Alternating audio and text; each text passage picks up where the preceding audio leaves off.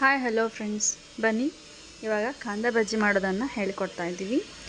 ಕಾಂದ ಬಜ್ಜಿ ಮಾಡೋದಕ್ಕೆ ಮೊದಲೇದಾಗಿ ಈ ಥರ ಈರುಳ್ಳಿಯನ್ನು ಉದ್ದುದ್ದಾಗಿ ತೆಳುವಾಗಿ ಕಟ್ ಮಾಡಿಕೊಂಡು ಈ ಥರ ನೀರಲ್ಲಿ ಹಾಕಿ ಸ್ವಲ್ಪ ಅದನ್ನ ತೊಳೆದ್ಬಿಟ್ಟು ಇನ್ನೊಂದು ಪಾತ್ರೆಗೆ ಶಿಫ್ಟ್ ಮಾಡಬೇಕು. ಈ ಥರ ಈರುಳ್ಳಿಯನ್ನು ಈ ಥರ ನೀರಲ್ಲಿ ಹಾಕಿ ತೊಳೆದು ಈ ಥರ ಇನ್ನೊಂದು ಪಾತ್ರೆಗೆ ಹಾಕೋದ್ರಿಂದ ಈರುಳ್ಳಿ ಕೂಡ ಸಾಫ್ಟಾಗಿ ಕಾಂದ ಬಜ್ಜಿ ಕೂಡ ತುಂಬ ಚೆನ್ನಾಗಿ ಬರುತ್ತೆ. ನೆಕ್ಸ್ಟ್ ಇದಕ್ಕೆ ಇವಾಗ ಈರುಳ್ಳಿಯನ್ನು ಈ ಥರ ಬೇರೆ ಪಾತ್ರೆಗೆ ಶಿಫ್ಟ್ ಆದಮೇಲೆ ಇದಕ್ಕೆ ಕೂಡ ಇವಾಗ ಚಿಕ್ಕದಾಗಿ ಕಟ್ ಮಾಡಿರುವಂತಹ ಹಸಿಮೆಣಸಿನ್ಕಾಯಿನ ಕೂಡ ಆ್ಯಡ್ ಮಾಡಬೇಕು.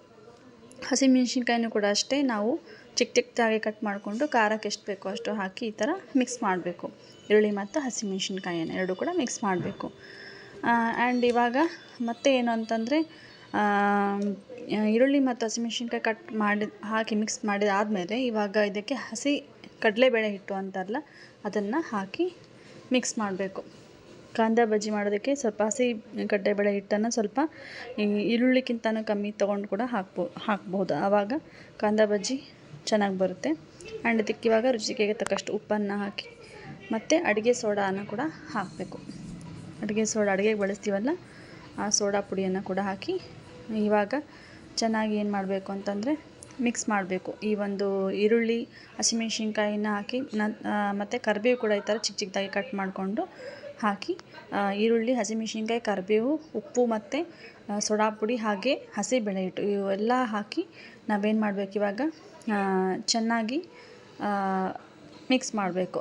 ಇಲ್ಲಿ ಆಪ್ಷನ್ ಇದೆ, ಸಕ್ಕರೆ ಕೂಡ ಹಾಕ್ಕೋಬೋದು ರುಚಿಗೆ ತಕ್ಕಷ್ಟು, ಅಥವಾ ನಮಗೆ ಸಕ್ಕರೆ ಎಷ್ಟು ಬೇಕು ನೋಡ್ಕೊಂಡು ಕೂಡ ಹಾಕ್ಕೊಳ್ಬೋದು. ಇದು ಕಾಂದ ಬಜ್ಜಿಗೆ ಇರುವಂಥ ಒಂದು ಸೀಕ್ರೆಟ್ ಆಪ್ಷನ್ನ. ನೆಕ್ಸ್ಟ್ ಇವಾಗ ಇದನ್ನೆಲ್ಲ ಕೂಡ ನಾವೇನು ಮಾಡಬೇಕು, ಇವಾಗ ಚೆನ್ನಾಗಿ ಮಿಕ್ಸ್ ಮಾಡಬೇಕು. ಈರುಳ್ಳಿ ಹಸಿಮೆಣಸಿನ್ಕಾಯಿ ಕರಿಬೇವು ಮತ್ತು ಈ ಉಪ್ಪು ಸಕ್ಕರೆ ಹಾಗೆ ಇದೆಲ್ಲ ಹಾಕಿರ್ತೀವಲ್ಲ ಇದನ್ನು ಇವಾಗ ಚೆನ್ನಾಗಿ ಮಿಕ್ಸ್ ಮಾಡೋಣ. ಬನ್ನಿ ಫ್ರೆಂಡ್ಸ್ ನೆಕ್ಸ್ಟ್ ಇವಾಗ ಒಂದು ಬಾಣಲಿಗೆ ಎಣ್ಣೆಯನ್ನು ಹಾಕಿ ಎಣ್ಣೆಯನ್ನು ಕಾಯೋದಕ್ಕೆ ಇಡಬೇಕು. ನೋಡಿ ಇಲ್ಲಿ ಎಣ್ಣೆ ಹಾಕ್ತಾಯಿದ್ದೀವಿ. ಎಣ್ಣೆ ಸ್ವಲ್ಪ ಬಿಸಿ ಆಗಲಿ,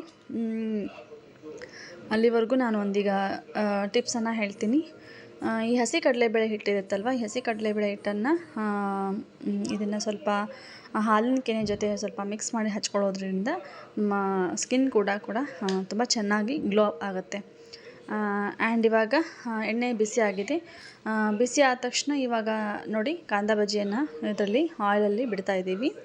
ಈ ಥರ ಚಿಕ್ಕ ಒಂದು ಉಂಡೆಗಳನ್ನಾಗಿ ಮಾಡಿಕೊಂಡು ಇದಂಥ ಬಿಸಿಯಾಗಿರ್ತಕ್ಕಂತಹ ಎಣ್ಣೆಯಲ್ಲಿ ಈಗ ನಾವೇನು ಮಾಡೋಣ, ಈ ಥರ ಹಾಕೋಣ. ನೋಡಿ ಇವಾಗ ಕಾಂದ ಬಜ್ಜಿ ಹೇಗೆ ತುಂಬ ಚೆನ್ನಾಗಿ ಕಾಣಿಸ್ತೀವಿ. ಇವಾಗ ಒಂದು ಸೈಡ್ ಕೂಡ ನಾವೇನಿಲ್ಲಿ ಕಾಂದ ಬಜ್ಜಿಯನ್ನು ಹಾಕಿದ್ದೀವಿ. ಇವಾಗ ನೆಕ್ಸ್ಟ್ ಈ ಬಜ್ಜಿನ ಏನು ಮಾಡಬೇಕು, ಕೈ ಆಡಿಸ್ಬೇಕು. ಅಂದರೆ ಕೆಳಗಿರೋದು ಕೂಡ ಚೆನ್ನಾಗಿ ಬೇಯಬೇಕಲ್ವ, ಹಾಗಾಗಿ ಇದನ್ನು ಇವಾಗ ಚೆನ್ನಾಗಿ ಕೈ ಆಡಿಸಿ ನೋಡಿ ಇವಾಗ ಹೇಗೆ ಬರ್ತಾಯಿದೆ ಕಾಂದ ಬಜ್ಜಿ ಅಂತ.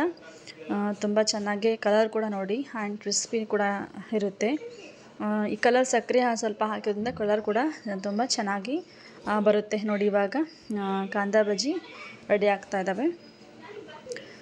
ಈ ಒಂದು ಮಳೆಗಾಲದಲ್ಲಿ ನೋಡಿ ಈ ಥರ ಬಜ್ಜಿ ಮಾಡ್ಕೊಂಡು ತಿಂತಾಯಿದ್ರೆ ಟೀ ಜೊತೆಗೆ ತುಂಬಾ ಅಂದರೆ ತುಂಬಾ ಟೇಸ್ಟಿಯಾಗಿರುತ್ತೆ. ಯಾರಿಗೆ ತಾನೇ ಇಷ್ಟ ಆಗಲ್ಲ ನೋಡಿ ಈ ಥರ. ಹಾಗೆ ಈಗ ಕಾಂದ ಬಜ್ಜಿಯನ್ನು ಆಗಿವೆ, ಇವು ಕಲರ್ ಕೂಡ ಚೆನ್ನಾಗಿದೆ ಮತ್ತು ಕ್ರಿಸ್ಪಿ ಕೂಡ ಆಗಿದೆ. ಇವಾಗ ನಾವು ಒಂದು ಪಾತ್ರೆಗೆ ಶಿಫ್ಟ್ ಮಾಡ್ಕೊಳ್ಳೋಣ. ನೋಡಿ ಕಾಂದ ಬಜ್ಜಿ ಹೇಗಾಗಿವೆ ಅಂತ, ತುಂಬ ಚೆನ್ನಾಗಿದೆ ಆ್ಯಂಡ್ ಕ್ರಿಸ್ಪಿ ಕೂಡ ಆ್ಯಂಡ್ ಟೇಸ್ಟಿ ಕೂಡ. ಬಾಯ್ ಬಾಯ್, ಥ್ಯಾಂಕ್ ಯು ಫಾರ್ ವಾಚಿಂಗ್.